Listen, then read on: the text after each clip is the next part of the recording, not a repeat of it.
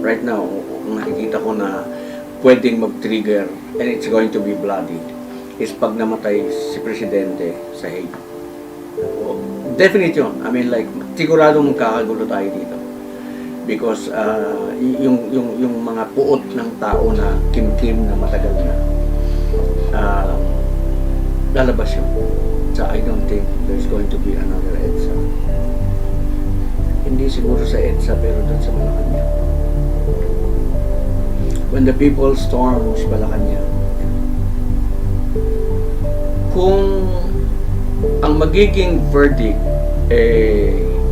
guilty at ikukulong siya doon, magkakagulo rin tayo dito. Dahil maraming taong naniniwala na hindi siya dapat dinala. Kung siya ay palalayain, marami pa rin kasing supporter si Presidente Duterte. Maganda sana kung huwag nang umabot dun sa kailangan nilang desisyonan. Dahil maraming beses na silang sinabihan na hindi nyo dapat nililitis ang aming Pangulo dahil wala kayong jurisdiction.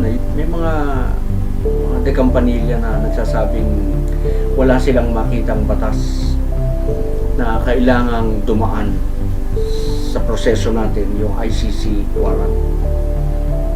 There are two things there. Yung ICC warrant going through our legal process and yung right ng person na naka-address yung warrant. Dito lang sila nakatingin kung sa walang silang makita. Sabi wala kang makitang law, local law. Bakit naman wala? Yun mismong Rome Statute. Anong sinasabi ng Rome Statute? Article 59 of the Rome Statute mismo. A person arrested shall be brought promptly before the competent judicial authority in the custodial state, which shall determine in accordance with the law of that state that A, the warrant applies to him, B, the person has been arrested in accordance with the proper process, and C, the person's rights have been respected. Do you need to look any further? Wala kang makita local. Di itong tignan mo yung Rome Statute na gusto mong ipatupad dito sa atin. Hindi pa ba maliwanag na kailangan dumaan sa proseso natin? Pag sinasabing it has to be, that the person arrested shall be brought promptly before a competent judicial authority. A competent judicial authority is a court of general jurisdiction, like our regional trial court, with competent authority kasi siya nga yung with general jurisdiction. So kailangan mong dalhin sa RTC bago mo ipatupad yung warrant in the custodial state dito sa atin, which shall determine in accordance with the law, in accordance with our laws, kung yung warrant nag-a-apply sa kanya, kung yung person has been arrested in accordance with the proper process, yung ating process ng arrest. See? So, pagkatapos that the person's rights have been respected. Ano yung rights have been respected? Number one, that no person shall be deprived of life, liberty, or property without due process of law. See?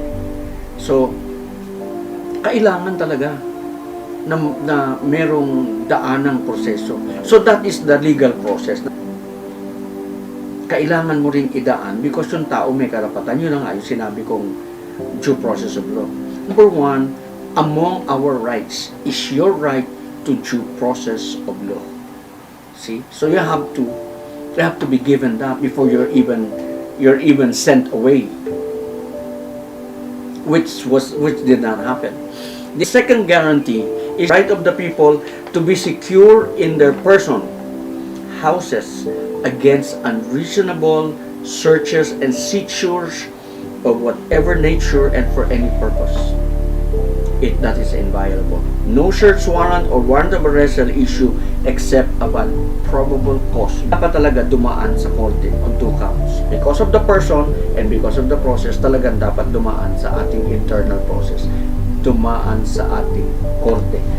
Only our courts can order this person or that person to be surrendered to foreign jurisdiction.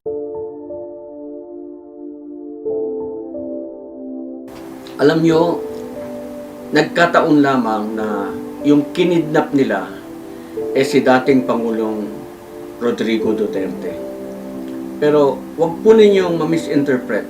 Kahit sinong Pilipino ang kidnapin ninyo at isuko ninyo sa mga banyaga, magkalaban tayo, traidor ang paningin ko sa inyo.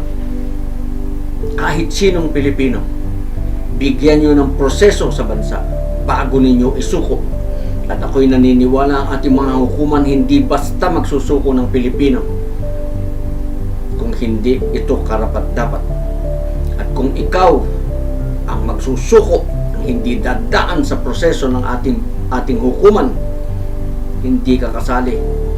Sinasabi ni Pangulong Duterte, I am not a Filipino for nothing.